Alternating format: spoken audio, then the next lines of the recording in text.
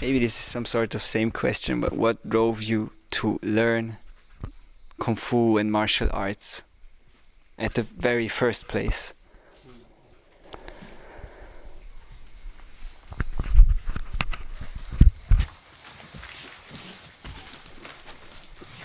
I could answer this now like philosophically, which I won't, because in this answer it like it's not my decision why I started. It's, of course, I'm a believer, and I believe everything is written, but I don't want to go to that direction. As I remember myself as an individual, I remember watching a movie. This was a movie from Bruce Lee, and I remember one scene very clear up to today. It's in German. This movie is called Todesfaust des Cheng Li. Okay. I think so. Yeah, Todesfaust des Cheng Li. So there's a scene where he wants to go into a zoo, and they don't let him in because he's Chinese. And then some other people come, and then they say, yeah, you can, because there's a sign. Maybe most of you know this movement. There's a sign: dogs and Chinese forbidden. So the other people come, and they have a dog, and they are very like shikimiki style, and they go in with the dog. And then Bruce Lee says, yeah, how about them? And then they say, like, they come back and say, okay, look, if you do like you are a dog, I can bring you in. So at that moment, Bruce Lee does not talk anymore. So this is the moment where he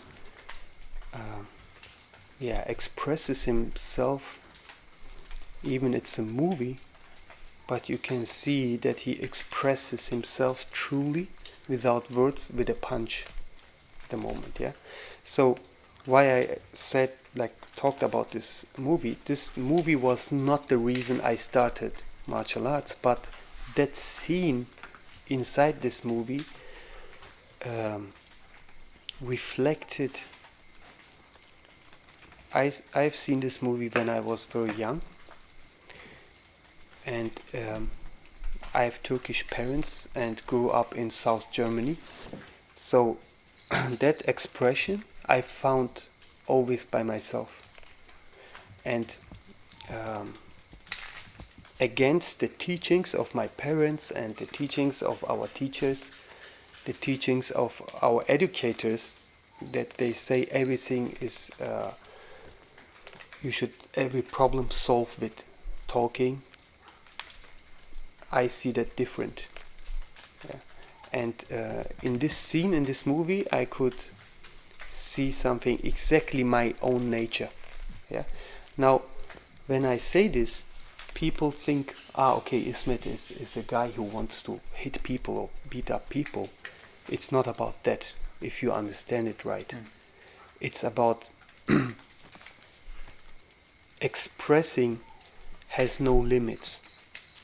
It can be a look, a sight, it can be a voice, it can be a word, it can be a punch, yes. It can be smiling, it can be crying, So, and I'm here, this is what I believe, I don't mean here in China, but in this world, to communicate not only with words, and also share this way of thinking and this method of communication. And this method, as I find out, is not as we are taught. Yeah, in the school we are taught from the teachers, communication goes like this.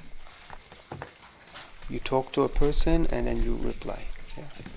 But sometimes you ask me a question, not answering is a communication. Not saying any word can be a communication. Saying a word can be a communication. Turning my back to you can be a communication, or is a communication. Start to cry is a communication, what we have seen here, yeah, with Valeria. This is a communication. So these tears say much more than words can say. A smile is a communication.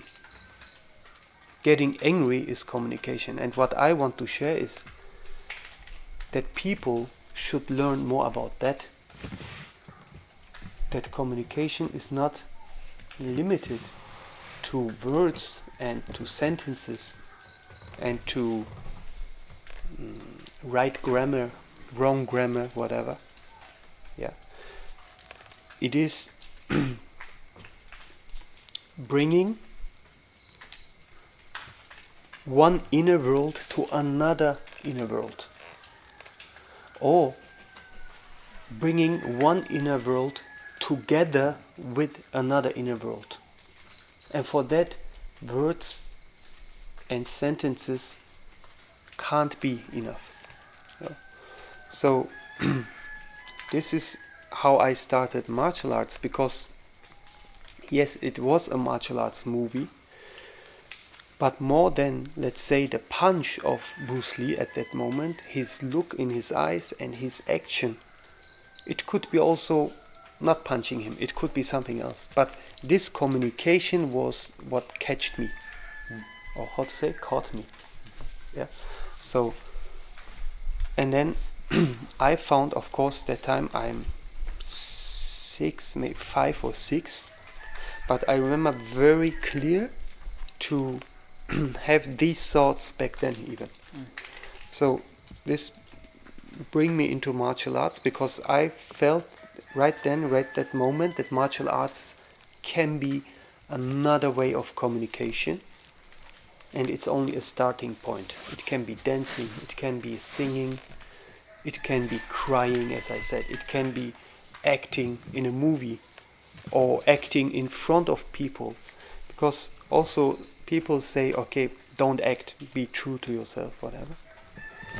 But a person who acts in front of other people, let's say I see a person in front of me and he's acting. He's acting a person who he isn't. So from that, I try to understand something. I don't say why he's acting. I see it as a way of communication this person does, but why he does it. Or a person gets angry at me or violent towards me or towards others. My first idea is not stopping this, it's understanding. And same way it's also when I do something. So I do some actions, it can be good or bad or whatever. It good and bad always depends of who is measuring it. Yeah. So, but when I see something and I reflect for myself to understand, I don't say immediately. Let's say, okay, this example, smoking. I have never smoked in my life, but let's say I have started smoking now. So to know that smoking is bad for the health and bad for also my environment, let's say, to know that doesn't make me personally judge over this what I have started immediately as, okay, I need to stop it. No. When, like, this is just an example. If I would have started smoking, the first step I would do is not stopping it. First step I would do is try to understand what this Ismet wants to tell me with that action. So what communication is this? What communication what message is behind that action?